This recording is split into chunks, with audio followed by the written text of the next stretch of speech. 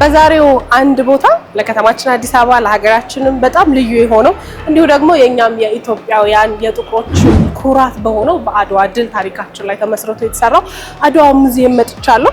ምን አዲስ ነገር ልታሳይን ካላችሁ ብዙ ሰዎች እዚህ ሲመጡ እንግዲህ ሙዚየሙን ብቻ ነው በብዛት የሚጎበኙት። ነገር ግን ግቢው በጣም ትልቅ ነው። በጣም ብዙ ሊታዩ የሚገባቸው ቦታዎች አሉ። ዛሬ በአንድ ቦታ እዚህ አድዋ ሙዚየም ስትመጡ ግዴታ ልታያቸው የሚገቡ ቦታዎችን አሳያችኋለሁ። አብረን እንሁን አንድ ቦታ ንተዋወቅ እስኪ። እሺ እኔ ስሜ ገመችስ አብዲስ አባላለሁ። የአድዋ ድል መታሰቢያ ከፍተኛ አስጎበኝ ነኝ።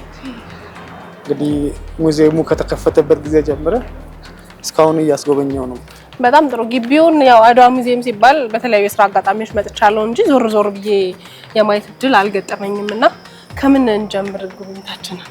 ያው እንግዲህ እኛ እንደ ጉብኝት አካል አድርገን ውጭኑን ፓርት እንጠቀማለን። ከዛች ቦታ ሄደን ውጭ ላይ ያሉትን አንዳንድ ነገሮች በደንብ ከጎበኘን በኋላ ወደ ውስጥ ደግሞ ገብተን ዋናው ሙዚየም አብረን እናያለን። በጣም አሪፍ።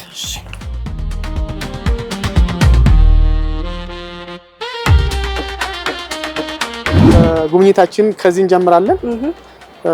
ተቋማችን ሙሉ ስሙ የአድዋ ድል መታሰቢያ ነው የሚባለው። አንዳንድ ሰዎች አድዋ 00 ላሉ አድዋ 00 ሳይሆን የአድዋ ድል መታሰቢያ ነው ድርጅቱ ስም ማለት ነው።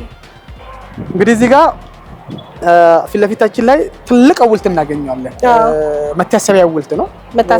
ይሄኛው መታሰቢያ ሐውልት 120,000 ጀግኖች ለሀገራቸው ወደቁ ደማቸውን ያፈሰሱ ኢትዮጵያ አርበኞችን ለማስታወስ ቆመው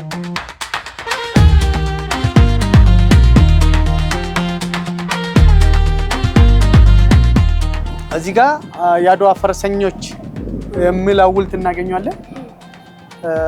እንግዲህ የዛሬ 129 አካባቢ በ1888 ማለት ነው እንዳሁኑ መኪና፣ ባቡር፣ ፕሌን ስላልነበረ አባቶቻችን ለትራንስፖርቴሽን፣ ለጭነት፣ ለውጊያ ምንድነው የሚጠቀሙት? ፈረስን ነው ማለት ነው። ከ120,000 አድዋ አርበኞች 45,000 የሚሆኑ ፈረሰኞች ነበሩ ማለት ነው። እነኚህ ፈረሰኞች የአድዋ ድል እንዲፈጥን እንዲቀለጥ ከፍተኛ ሚና ስለተወጡ የኢትዮጵያ ፈረስና ፈረሰኞችን ሚና ለማስታወስ እዚህ ጋር የአድዋ ፈረሰኞች የሚል ሐውልት እናገኛለን።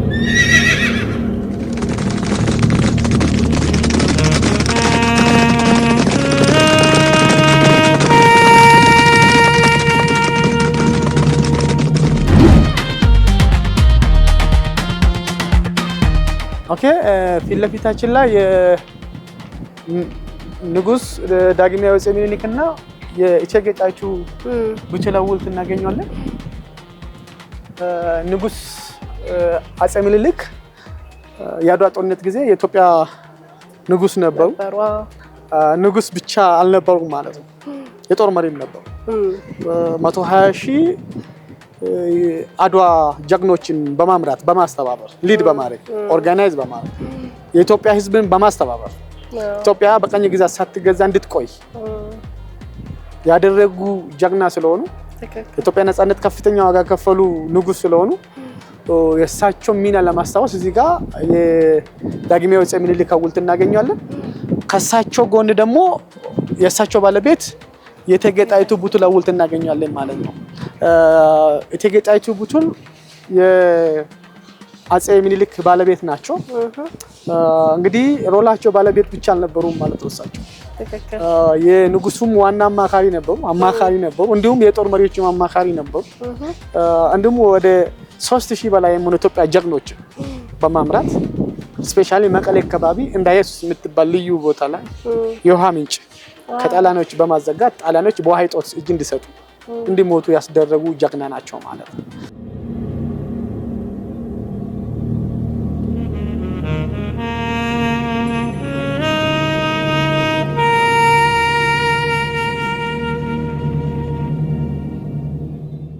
እቴጌ ጣይቱ ጎን ወደ 12 የሚሆኑ ጦር መሪዎች አሉ። እኚህ 12 ጦር መሪዎች ከመላ ኢትዮጵያ ፓርት ከአማራም ከጉራጌም ከኦሮሞም ከተለያየ ቦታ ተወጣጡ ለኢትዮጵያ ነፃነት ከፍተኛ ዋጋ ከፈሉ ጀግኖች ናቸው ማለት ነው። እነኛ አባቶችን ታሪክ ስንረዳ የአድዋ ድል ሁሉም የኢትዮጵያ ድል መሆኑን እንረዳለን ማለት ነው በቀላሉ።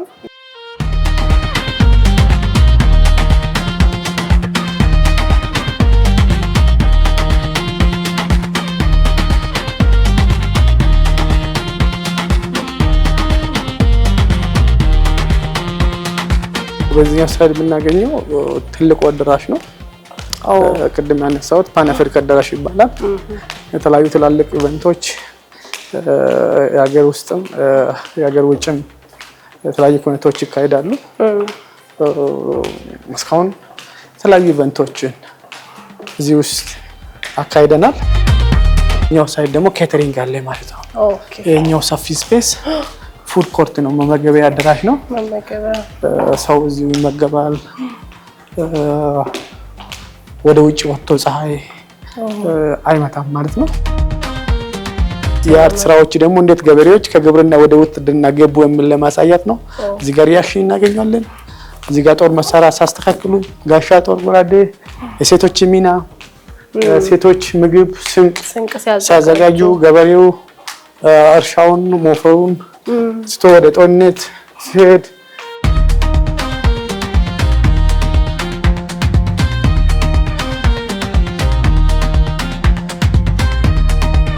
እዚህ ጋር የአፍሪካ ካርታና የኢትዮጵያ እናገኘዋለን። ከኢትዮጵያ ወደ መላ አፍሪካ የሚበራ ብርሃን ይታያል ማለት ነው።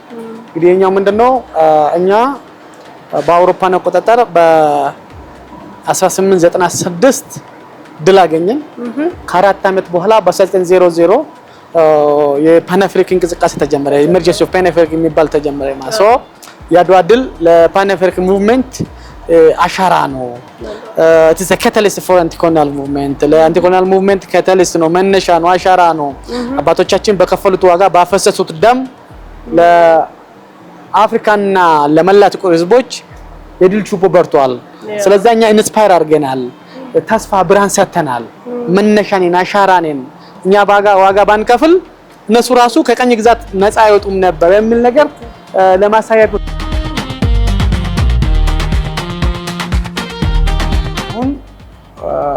ወደ ዋናው ሙዚየም እየገባን ነው። ቅርሳ ቅርስ ባለበት ክፍል እየገባን ነው የምንገኘው።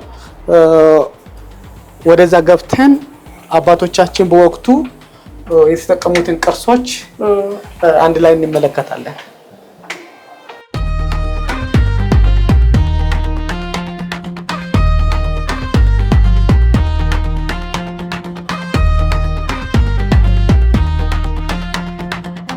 ይሄኛው ክብ ሙዚየም ነው የሚባለው።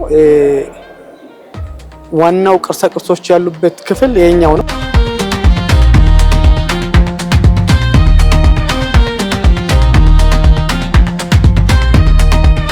ኦኬ፣ አሁን ወደ ውስጥ ገብተናል። እዚህ ጋር ነጋሪት እናገኘዋለን። ነጋሪት እንግዲህ ለምንድን ነው የምንጠቀመው? ኮሙኒኬሽን አይደል? ለኮሙኒኬሽን ነው ማለት ነው። እንዳሁኑ ስልክ፣ ቴሌቪዥን ወይስ ሬዲዮ ወይስ ኒውስ ፔፐር ስላልነበረ ለመጠያ ለአናውንስመንት ነጋሪት ነው የምንጠቀመው ማለት ነው። ነጋሪት ይገሰምና ህዝብ ይሰበሰባል ዘንድ መልእክት ይተላለፋል ማለት ነው። ሚንስ ኦፍ ኮሙኒኬሽን ፎር ኢትዮጵያስ የኮሙኒኬሽን መሳሪያ ነው ማለት ነው። ኮሙኒኬሽን ነጋሪት ከተገሰመ በኋላ ኢትዮጵያ ህዝብ እንዴት ወጣ እንብል በዚህኛው ሳይድ የኢትዮጵያ ሰራዊት እናገኛለን። በዚህኛው አቅጣጫ ደግሞ የጣሊያን ሰራዊት እናገኛለን። ይታይሻል።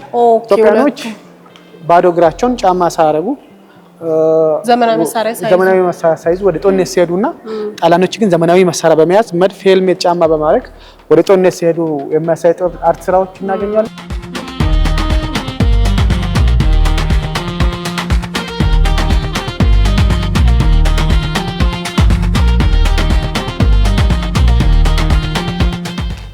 ኦኬ፣ ይሄ ጦር ሜዳውን የሚያሳይ ይመስለኛል። ዝም ብዬ ሳይሆን ምንድነው ብሎ እዚህ ጋር ያሸዋ ገበታ አለ አይደል? ይህ ያሸዋ ገበታ አድዋ ጦርነት የተካሄደበት መልክዓ ምድርና የጦርነት አሰላለፍና የውጊያ ቦታዎችን ያሳያል። ሶ ይሄኛው የአድዋ ሞዴል ነው። የአድዋ ተራራዎች አባቶቻችን ያለፉበት ወጣ ወረድ መልክዓ ምድሩ የውጋ ቦታዎችና ጦር ያስተላለፉ ምን ይመስላል የሚል ለማሳየት በመከላከያ ጂኦ ስፔሻል ዲፓርትመንት ነው ተሰራ። ዝም ብሎ ተሰራ ሳይሆን በጥናት ተደግፎ ነው ማለት ነው። ከካርታ ነው ተሰራ ከማፕ ማለት ነው።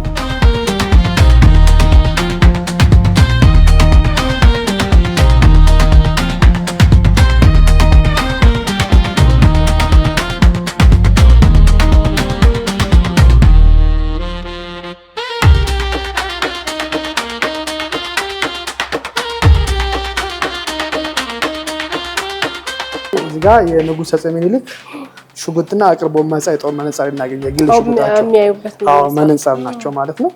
ሪቮልቨር ተሽከርካሪ ሽጉጥ ነች። ወደ 6 ሴት ምናምን ትወስዳለች። እቺኛው መድፍ በጀግኖች አባቶቻችን ባዶ አርበኞች ከጣሊያኖች የተማረከ መድፍ ነው። ከጣሊያኖች ከማረኩ ከወሰዱ በኋላ መልሶ ጣሊያኖች ላይ ተጠቅሞበት ማለት ነው። ደግሞ ሲመጡ አሸንፈናል ስንል እዛም ራሱ የዛኔ አሸንፈናል ስንል በወሬ ብቻ ሳይሆን በመረጃና ማስረጃም ጭምር ማለት ነው። ታይሻላ ቀደም ውጪ ያነሳ ነው ገበየው ቢሞት አንብቢ እስቲ ምን ይላል? ገበየው ቢሞት ተተካ ባልቻ መድፍ አገላባጭ ብቻ ለብቻ። እኛ ትምህርት ቤት በደንብ ተጽፎ ነበር ባልቻ ነው የተማረው።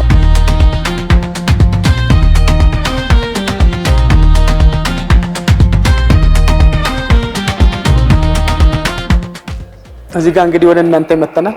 የሴቶች ቀላል አልነበረም። የሴቶች ተሳትፎ መቋረጥ ነው። የሴቶች ሚና በአድዋ ዘመቻና ጦርነት ላይ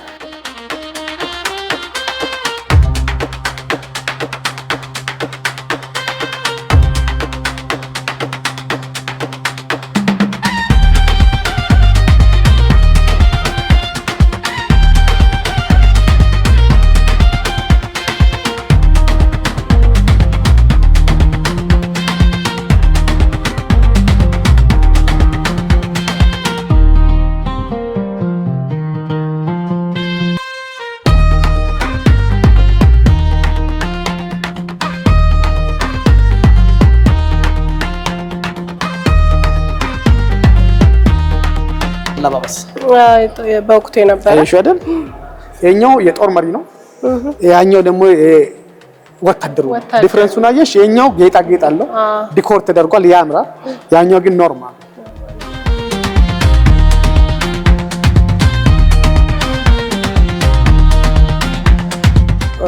በወቅቱ የተነሱ ፎቶዎች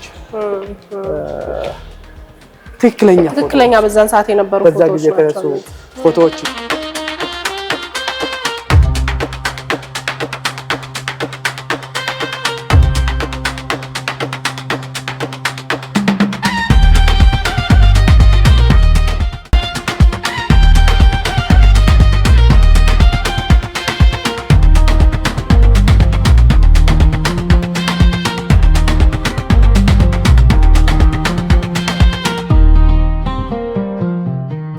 ዝነኛዋ ፀሐይ እዚህ ጋር ፀሐይ አውሮፕላን እናገኛለን።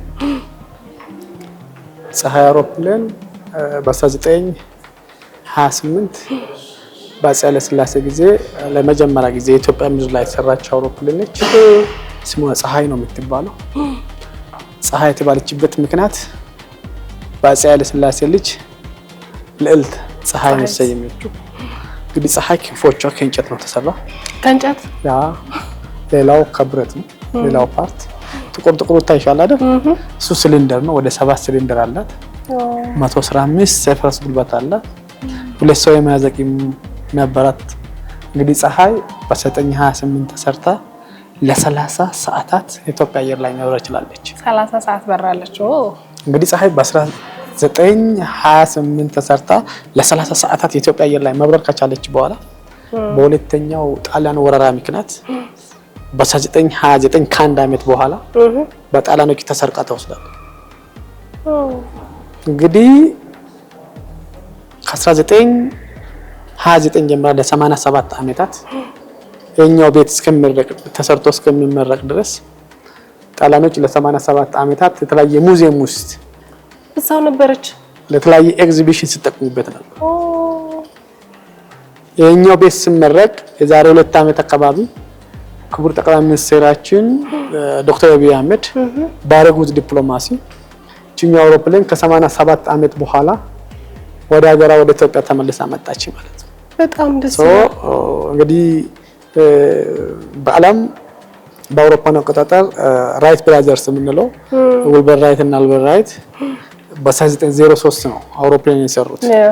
እኛ ግን በ1935 በአውሮፓውያን አቆጣጠር ከ32 ዓመት በኋላ እኔን የመሰለ አውሮፕላን መስራት ችለናል ማለት ነው። የተለያየ ፖለቲካ ኢሹዎች መከፋፈል ጦርነት ባይኖር የት መድረስ እንደምንችል አንዱ ማሳያ ነች ማለት ነው። በጣም በዛን ሰዓት እንደዚህ አይነት አውሮፕላን መስራት እዚህ ዘመናውን ቴክኖሎጂ ያገዘን ደግሞ ኢማጂን ምን መስራት ነው።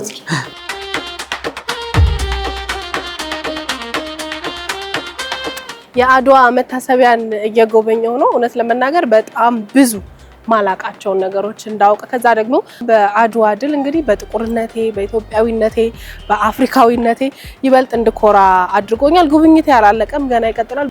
ብዙዎቻችሁ እንግዲህ አድዋ 00 ሲባል ሰምታችሁ ታውቃላችሁ አይደለ? ለምን እንደተባለ አሁን አሳያችኋለሁ። አስጎብኚ ገመችስ እየጠበቀኝ ነው። እንደኔ አይነት ስህተት እንዳትሰሩ ግን አድዋን ለመጎብኘት ስትመጡ የሚመች አለባበስና የሚመች ጫማ አድርጋችሁ ነው። ይሄው እኔ ጫማዬን ለመቀየር ተገድጃለሁ። እስቲ ገመችስ አድዋ 00 ላሳይሽ ብሎኛል። እንየው። ግድ ነው ጫማ መቀየር ግድ ነው ያደክማል። ቤቱ በጣም ሰፊ ስለሆነ በጣም ትልቅ ነውና ለተመልካቾችም እያልኳቸው ነበር። ሰዎች አድዋ 00 የሚሉት ከዚህ ተነስተው ነው። ያ እንግዲህ እቺኛው 00 ኪሎ ሜትር ወይስ መነሻ ቦታ ትባላለች። 0 ግራውንድ ነች። 00 ኪሎ ሜትር ወይስ መነሻ ቦታ ተባለበት ምክንያት የኢትዮጵያ የርቀት መለኪያ ወደ አራቱ መቅጣጫ ታይሻል አይደል? ወደ ሰሜንም፣ ደቡብ፣ ምስራቅ፣ ምዕራብ ከዚች ቦታ ይጀምራል ማለት ነው። this is the center of Ethiopia, the center of አዲስ አበባ የምንለው እቺኛው ቦታ ነች ማለት። ለምሳሌ አሶሳ ከአዲስ አበባ 1 ኪሎ ሜትር ነው። መቀሌ 1 ኪሎ ሜትር ነው። ጅማ 1 ኪሎ ሜትር ነው። ሆሳዕና 1 ኪሎ ሜትር ነው ይባላል አይደል? ከአዲስ አበባ ከዚህ ቦታ ነው ማለት ነው። ለምንድን ነው እንደ 00 ተወሰደችው ካልሹ ደግሞ አባቶቻቸው ወደ ቦታ ነው ተገናኙ ተብሎ ይወራሉ። የአድዋ ጦርነት ጊዜ ቅድም አይተናል። አዲስ አበባ ሲሰባሰቡ ጋዘሪንጋ አዲስ አበባ የሚለው በአርት ስራ አይተናል አይደል? አዲስ አበባና አዲስ አበባ ዙሪያ ያሉ ኢትዮጵያ ጀግኖች እዚሁ ስፍራ ላይ ተሰብስቦ ተዋይቶ ከንጉሱ ጋር ወደ አድዋ ጉዞ ጀመሩት። ከዚህ ነው ማለት የሄዱት ከዚህ ነው ማለት።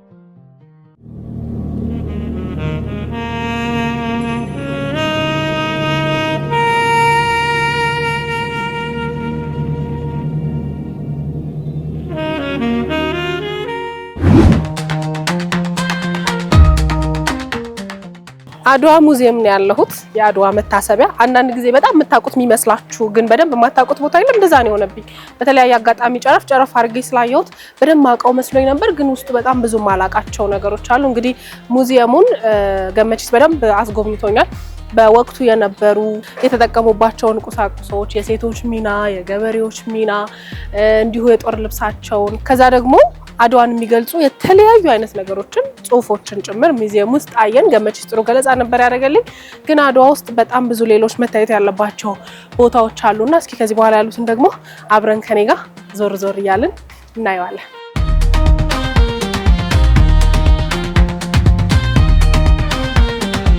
ይሄኛው ሁለገብ አዳራሽ 2 ነው የሚባለው። ውስጡ የተለያዩ ስፖርታዊ ክንውኖችን ማድረግ የሚያስችል ሜዳ አለ። ባለፈው እኛ ከፍራይዴይ ናይንቲስ ጋር ኳስ የተጫወትንበት ሜዳ ማለት ነው። እዛ እንግዲህ ሰዎች ቡክ እያደረጉ የእጅ ኳስ፣ መረብ ኳስ፣ እግር ኳስ። በነገራችን ላይ እዚህ ሜዳ ላይ እኔ ትልቅ ተጋድሎ አድርጌያለሁ። አንድ ፔናልቲ፣ አንድ ደግሞ ከመሃል ሜዳ የተመታ በጣም አስገራሚ ጎል አግብቻለሁ።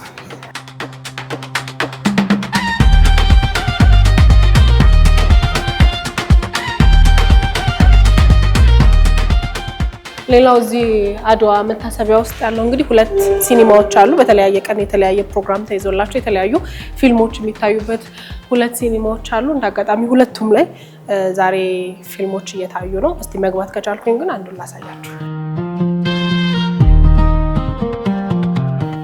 ጋሻ ሲኒማ የሚባለው ነው። እዛኛው ጋር ኦልሬዲ ሰዎች ፊልም ከጀመሩ ቆየት ብለዋል። ሰው መግባት አልቻልኩም። ይሄኛው ግን አዲስ ፊልም ለማየት ገና እየተገባ ነውና ጨለምለም ቢልም እንየው።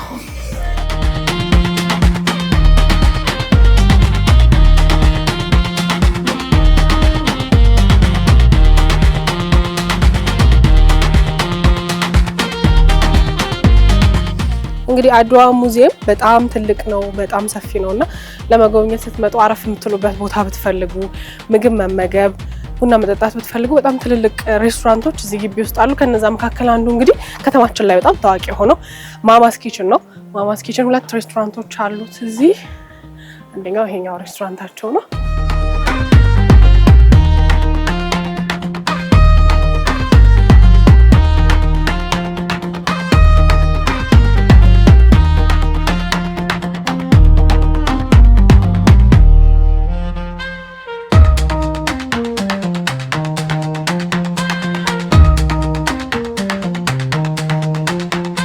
ይሄ ደግሞ እንግዲህ አድዋ መታሰቢያ ውስጥ ያለ በጣም ሰፋ ያለ አምፊ ቲያትር ነው። መሀሉ ላይ የምታዩት በነገራችን ላይ ቅድም እዛ ሙዚየሙን ስንጎበኝ በትልቁ ያየነው ነጋሪት ነውና በሱ ቅርጽ የተሰራ ነው። አንድ ያስተዋልኩት ነገር እዚህ አድዋ ሙዚየም ውስጥ የሚሰየሙ በሮች ሊሆን ይችላሉ፣ መግቢያዎች ሊሆን ይችላሉ፣ የተለያዩ አይነት ስያሜዎችም ይሁን ምልክቶች ሲቀመጡ አድዋን የሚመስሉና አድዋን የሚያስታውሱ እንደሆኑ አስተውያለሁ። እንግዲህ ይሄ አምፊ ቲያትር ለተለያዩ የጥበብ ስራዎች ክፍት ሆኖ ሀገራችን ላይ ያሉ የኪነ ጥበብ ባለሙያዎች መጥተው የጥበብ ስራዎቻቸውን እንዲያቀርቡበት ታስቦ የተሰራ አምፊ ቲያትር እንደሆነ ነው የተነገረኝና በጣም ነው የሚያምረው። እዚህ ጋር የተለያዩ የጥበብ ስራዎችን ማየት በጣም ልዩ ነው።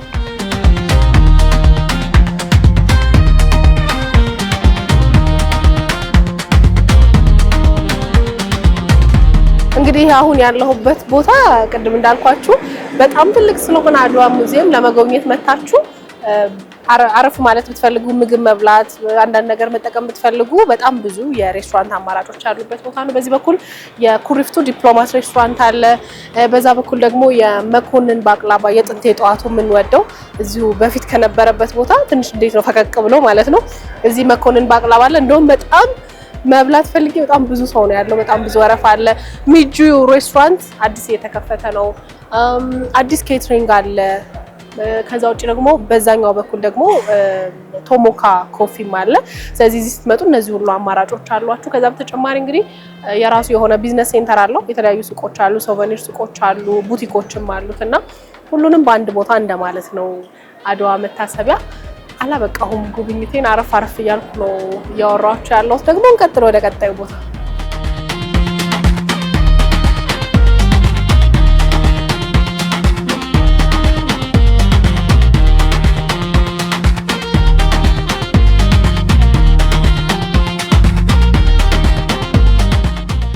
አድዋ ሙዚየም በጣም በርካታ አገልግሎት የሚሰጥ ተቋም ነው ስላችሁ እንግዲህ በምክንያት ነው። አሁን የመጣሁበት በጣም ደስ ወዳለኝ ቦታ ነው። የታክሲና የአውቶቡስ መሳፈሪያ ይላል። እንግዲህ ዜጎች በተለይ ደግሞ አዲስ አበባ ውስጥ ወደ 13 የሚጠጉ መዳረሻዎች፣ ወደ 13 አቅጣጫዎች ማለት ነው። ሰዎች ፀሐይ ሳይመታቸው፣ ብርድ ሳይነካቸው፣ ዝናብ ሳይነካቸው እዚሁ ባስና ታክሲ ጠብቀው የሚሳፈሩበት ቦታም እዚሁ አድዋ ሙዚየም ውስጥ ነው ያለውና በጣም ነው የገረመኝ። በጣም ነው ደግሞ ደስ የሚያለኝ።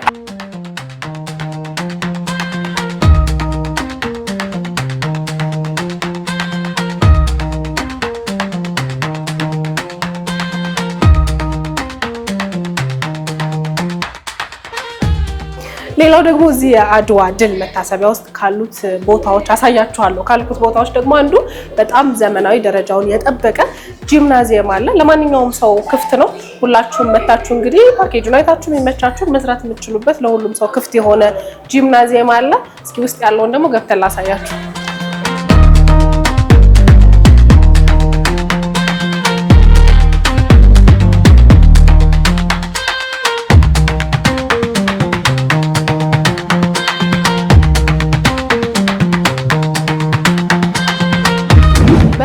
አንድ ቦታ በአድዋ ድል መታሰቢያ የነበረኝን ቆይታ ላበቃ ነው።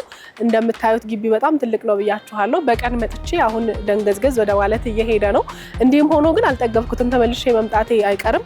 ይህንን ቦታ ማየት በአንድ ድንጋይ በጣም ብዙ ወፎች እንደመምታት ነው። ምክንያቱም አድዋ እኛ ኢትዮጵያን ብቻ ሳንሆን የመላው ጥቁር ሕዝብ ትልቅ ታሪክ ነውና እስከዛሬ ድረስ ምን ይቆጨኝ ነበረ እንደዚህ ትልቅ ታሪክ ይዘን አድዋን የሚመስል አድዋን የሚተርክ ለመጪው ትውልድ ስለ አድዋ የሚናገር የሆነ ነገር አለመኖሩ በጣም ይቆጨኝ ነበር። ብዙዎቻችሁ ይሄን ታስቡታላችሁ ብዬ አስባለሁ።